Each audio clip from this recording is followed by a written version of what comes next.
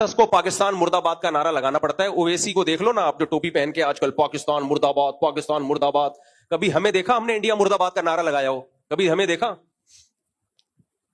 کبھی ہمارے کسی سیاستدان کو، نواز شریف کو، بے نظیر بھٹو شہید کو، اور ذوالفقار علی بھٹو شہید کو، اور اللہ بھلا کرے عمران خان کو، زرداری کو، اور شہباز شریف کو، اور کون رہ گیا،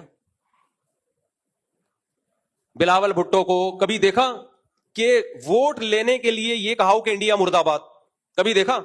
ہمارے ہاں انڈیا کی دشمنی پہ کسی کو ووٹ نہیں ملتا. انڈیا میں ووٹ ملتا پاکستان مرد آباد کا نعرہ لگا کے ہے.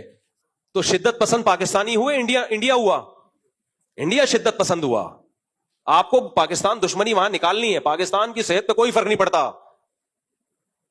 کوئی مرد آباد کے پاس ہم نے اس جنگ میں بھی انڈیا کی مخالفت نہیں کی ہے. جنگ میں بھی مودی کی مخالفت کی ہے. بارڈر پہ جا کے میں نے کہا ہماری انڈیا سے دشمنی نہیں ہے، ہماری انڈیا کے ہندوؤں سے، عیسائیوں سے، مسلمانوں سے، سکھوں سے کوئی دشمنی نہیں ہے. اور یہ ایک مذہبی اسکالر بول رہا ہے، مذہبی